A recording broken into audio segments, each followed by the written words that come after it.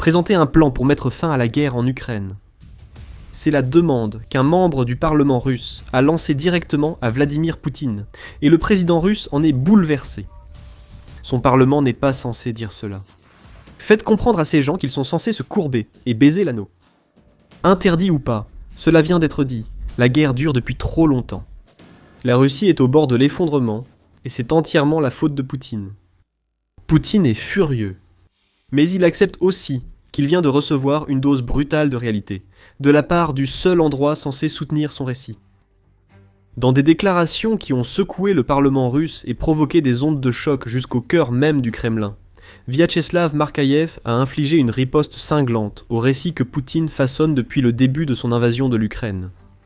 Député de la Douma d'État et membre du Parti communiste de Russie, l'un des rares à tenter de s'opposer à Poutine dans la Russie d'aujourd'hui.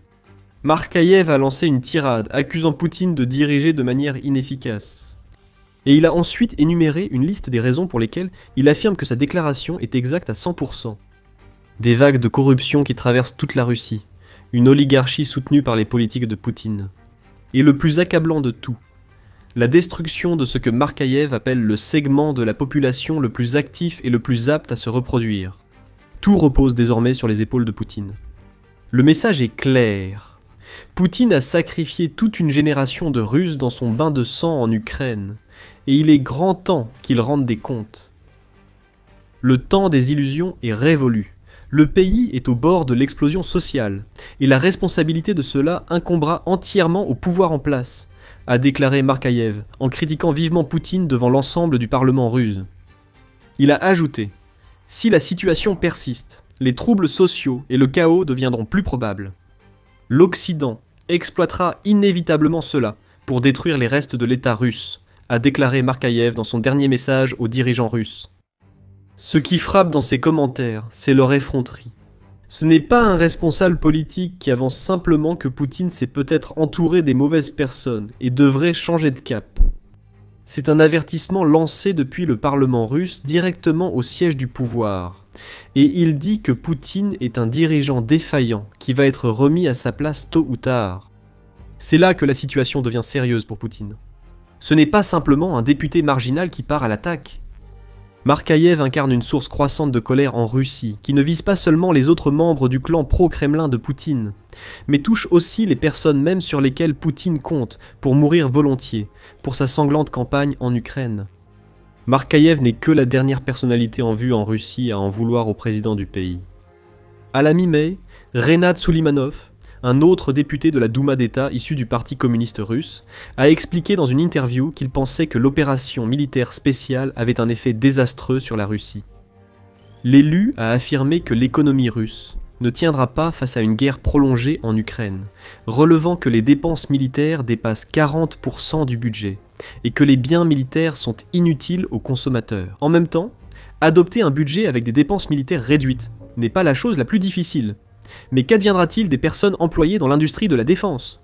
Soulimanov a demandé où étaient les emplois, les salaires décents et l'adaptation sociale pour le million de personnes sous les drapeaux qui vont retourner à la vie civile. Et il n'a pas tort. Poutine semble avoir aussi peu de plans pour l'après-Ukraine que pour ce que la Russie essaie de faire actuellement en Ukraine. Et un autre homme politique a vivement critiqué le dirigeant russe. Ce sont donc des membres du Parti communiste russe. Ils deviennent plus courageux, mais restent un parti d'opposition à Poutine. Il est donc naturel qu'ils tiennent ce genre de propos à la Douma d'État.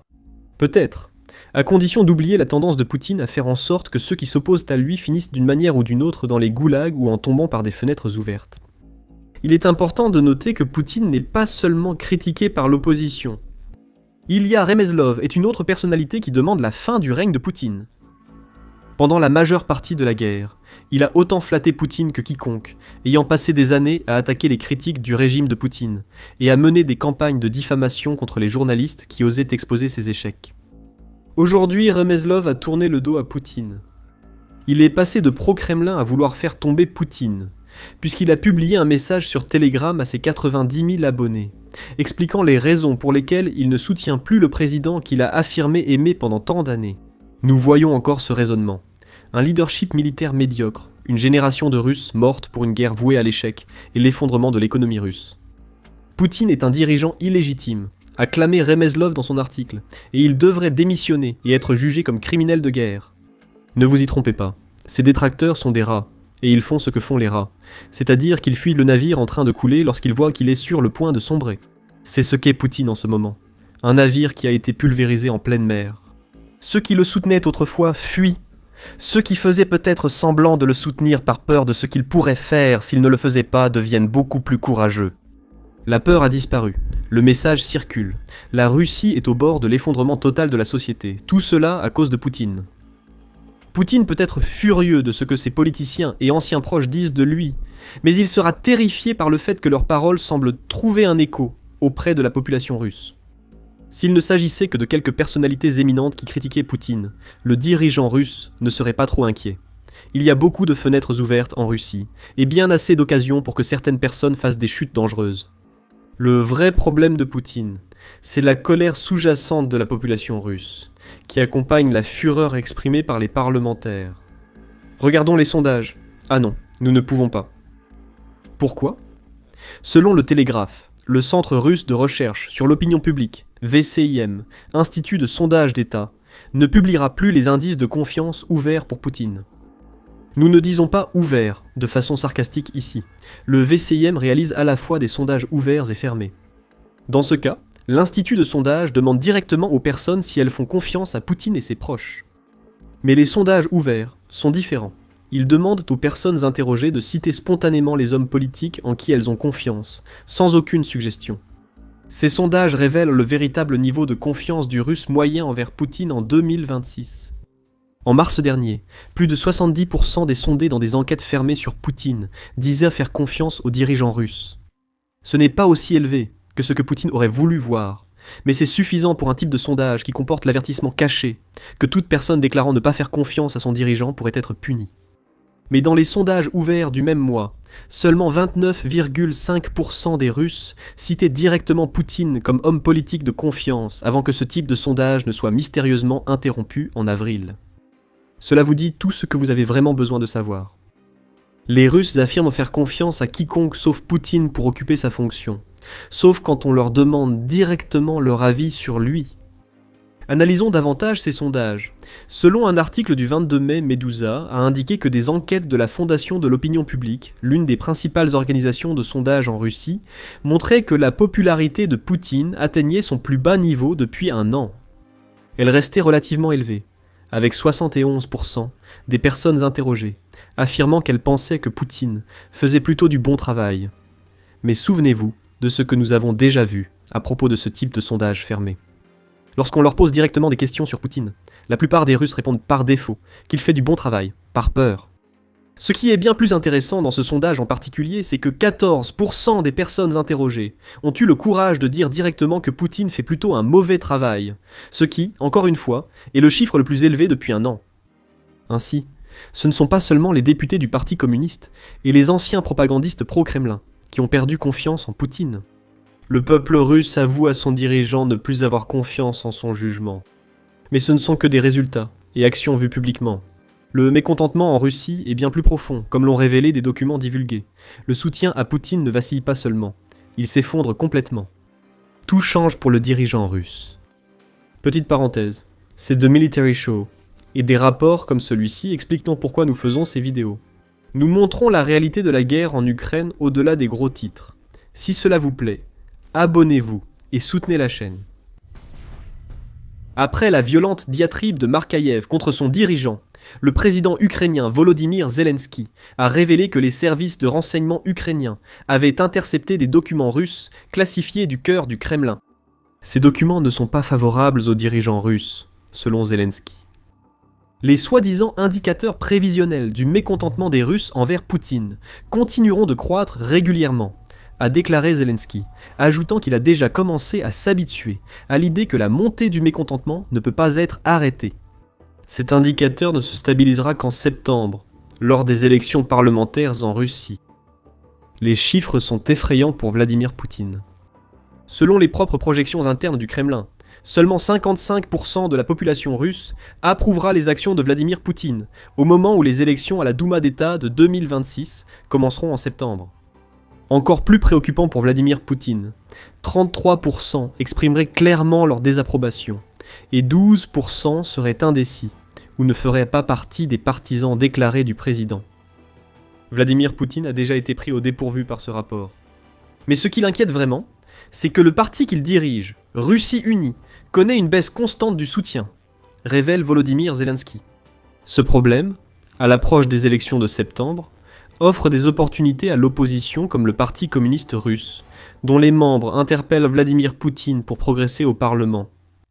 Le parti Russie Unie semble vouloir multiplier les falsifications pour fournir à Vladimir Poutine les résultats nécessaires au contrôle de la Douma d'État. Où qu'il regarde, Vladimir Poutine voit des Russes prêts au changement. Il voit que la Russie est au bord de l'effondrement, et il pointe directement du doigt un homme qui passe plus de temps caché dans des bunkers qu'à diriger son pays de nos jours. D'une façon ou d'une autre, la situation empire encore pour Vladimir Poutine. Les documents divulgués révèlent plus qu'un effondrement du soutien à Vladimir Poutine et à son parti. Ils affirment également qu'il y a eu une augmentation mesurable de ce que les documents qualifient d'humeur protestataire dans plusieurs régions russes. Cette affirmation concorde avec un rapport du 14 mai de United 24 Media, qui indiquait que le potentiel de protestation en Russie avait atteint son niveau le plus élevé depuis près de 2 ans. Selon ce rapport, un sondage réalisé par le centre indépendant Levada a révélé que 20% des Russes estiment que des manifestations contre la baisse du niveau de vie en Russie sont possibles. Ce qui donne un indice peu subtil sur l'une des raisons pour lesquelles Poutine fait actuellement face à autant de réactions négatives. 14% supplémentaires estiment probable des manifestations à revendications politiques. En novembre 2025, la dernière fois que le centre Levada a réalisé ce sondage, les pourcentages étaient respectivement de 16% et 11%. Les chiffres ont augmenté. Et si l'on considère tout le reste que nous voyons, il est clair que le peuple russe en a assez que Poutine lui impose une guerre qui manifestement paralyse son pays. Cela nous amène justement à la raison pour laquelle tout cela se produit maintenant. Zelensky nous dit quelque chose à propos des documents divulgués qui révèlent l'une des raisons pour lesquelles la popularité de Poutine s'effondre et pourquoi il est maintenant critiqué au Parlement russe. Nous pensons que ces rapports ne tiennent même pas compte des événements potentiels de juin, juillet et août, qui ne peuvent qu'affecter davantage la situation en Russie, déclare Zelensky. En d'autres termes, la mort massive de Russes joue un rôle énorme dans la chute de popularité de Poutine, et cela ne fera qu'empirer alors que la Russie lance son offensive d'été. L'offensive de printemps, pourtant vantée, a déjà été désastreuse pour la Russie. Les assauts censés provoquer la chute de Donetsk ont surtout causé de lourdes pertes à la Russie. En mars comme en avril, la Russie a perdu environ 35 000 soldats face aux défenses ukrainiennes. Le mois de mai n'a guère été meilleur, puisque les pertes russes sur le champ de bataille ont dépassé 30 000 hommes, portant le total approximatif à 110 000 Russes, tués ou blessés à la suite de l'offensive de printemps. Ceci figure dans le rapport du Kremlin qui a fuité, mais les prévisions semblent ignorer ce qui attend la Russie cet été, alors qu'elle compte intensifier ses assauts. Les premiers signes sont mauvais pour Poutine. Rien que le 13 juin, la Russie a perdu 1440 soldats, rapporte la Pravda. Le nombre déjà dévastateur de pertes ne diminue donc pas. Au contraire, il augmente. La réponse de Poutine à cela a été d'instaurer une forme insidieuse de mobilisation qui entraînera encore plus de morts russes et, par conséquent, encore plus de mécontentement parmi une population qui croit déjà que Poutine mène leur pays à la ruine. Le 13 juin, la Pravda a rapporté que Poutine avait signé un nouveau décret augmentant l'effectif total autorisé des forces armées russes à 2 399 130 personnes, dont 1 510 000 militaires en service actif. Malgré cela, la Russie n'atteint pas ses objectifs de recrutement. Selon le Kyiv Independent, les renseignements ukrainiens indiquent que 70 500 personnes se sont engagées comme soldats russes lors des 3 premiers mois de 2026, soit 30 000 de moins que l'objectif fixé. Et c'est presque 20 000 de moins que les 90 000 qui s'étaient engagés pendant la même période en 2025. Pourtant, Poutine affirme que l'armée russe doit croître. À ce stade, la mobilisation paraît être sa seule option, ce qui intensifiera la colère déjà présente en Russie, due à la perte d'une génération de jeunes hommes, comme l'a dit Markaïev à la Douma d'État. C'est mauvais pour Poutine, mais ce qui est pire, c'est que la colère russe va au-delà de l'ampleur des pertes causées par l'invasion de Poutine. Le Télégraphe souligne que les dépenses de défense russes atteignent des niveaux inédits depuis la guerre froide. Il indique que les dépenses militaires ont augmenté de 30% au début de 2026 par rapport à l'année précédente, ce qui signifie que la guerre de Poutine représente 46% des dépenses totales du budget russe. Militarnews confirme cette évaluation dans un rapport où il est indiqué que presque 1 rouble sur 2 du budget de l'État russe est consacré à la guerre. Repensez au sondage du centre Lavada que nous avons mentionné plus tôt. Lavada a découvert que 20% des Russes pensent que des manifestations sont probables en raison de la baisse du niveau de vie en Russie. Ces dépenses militaires absurdes alimenteraient ces manifestations, car c'est l'obsession de Poutine pour sa guerre qui pousse la Russie au bord du gouffre économique. Certaines personnes se sont déjà exprimées, rejoignant celles qui demandent à Poutine de changer ou de céder sa place.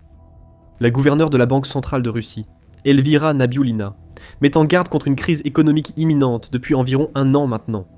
Lors de l'édition 2025 du Forum économique annuel de Saint-Pétersbourg, Nabiullina, ainsi que d'autres, ont averti que l'économie russe se dirige vers une récession. Près d'1 an plus tard, en avril 2026, elle a indiqué que la Russie faisait face à un manque de 2,5 millions de travailleurs, une situation inédite selon elle dans l'histoire récente du pays.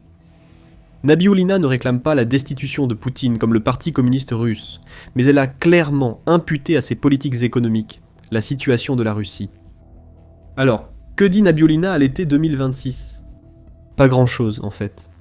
Nabiullina n'était pas présente à l'édition 2026 du forum où elle avait lancé son avertissement de récession 1 an plus tôt, et elle n'a pas été beaucoup vue ces dernières semaines. Elle a aussi manqué une réunion sur les taux d'intérêt avec Poutine et ses ministres début juin. Le Kremlin dit qu'elle est en arrêt maladie. C'est la Russie et Nabiullina a signalé une crise économique que Poutine ne veut pas voir révélée. Est-elle en arrêt maladie ? Ou écarter des réunions décisionnelles qui devraient prendre en compte son avis. Alors qu'il voit son pays s'effondrer et que sa popularité ainsi que la confiance qu'on lui accorde s'effondrent, Poutine essaie de cacher l'état de la Russie à son peuple. Mais il doit faire face à la réalité. Comme l'a rapporté l'UNN le 11 juin, une étude a révélé que les réserves financières de la Russie sont presque épuisées. Elles représentent 1,8% du produit intérieur brut du pays, les revenus énergétiques ayant chuté de 45% d'une année sur l'autre. Les pénuries de main-d'œuvre signalées par Nabiullina montrent que l'économie russe a atteint ses limites de production, principalement tournée vers la guerre plutôt que la population. Un sondage du Nest Center révèle que la situation économique désastreuse de la Russie provoque du mécontentement dans la population. Ce sondage indique que seulement 15% des Russes ont une opinion positive des politiques économiques de Poutine, tandis qu'un tiers en ont une opinion négative. Encore une fois, les sondages laissent entrevoir des signes de colère, mais Poutine ne fléchira pas. Il est tellement déterminé à prendre l'Ukraine qu'il continue de précipiter la Russie dans des gouffres. Des milliers de personnes meurent chaque mois. L'invasion nécessite toujours plus d'argent. Malgré cela, Poutine signe des décrets pour accroître l'armée russe, aggravant ainsi ses problèmes. Markaïev a raison. La Russie est au bord d'une explosion sociale. Mais l'ignorant Poutine ne le voit pas venir. Il restreint et nie, gardant son attention sur l'Ukraine même lorsque les signaux d'alarme retentissent et que les avertissements fusent.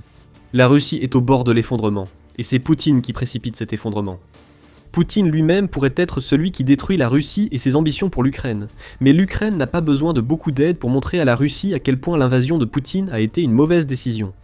En moins d'1 an, une nouvelle tactique brillante dévoilée par l'Ukraine a anéanti plus de 100 000 soldats russes. C'est le genre de choses qui empêche Poutine de dormir la nuit, et c'est la raison pour laquelle il laisse son pays aller à volo, pendant qu'il concentre tous ses efforts sur l'Ukraine. Découvrez-en plus dans notre vidéo, et n'oubliez pas de vous abonner à The Military Show si vous souhaitez voir davantage de nos analyses sur les nombreux échecs de Poutine, et la colère que cela a provoqué en Russie. Et merci de nous avoir regardés.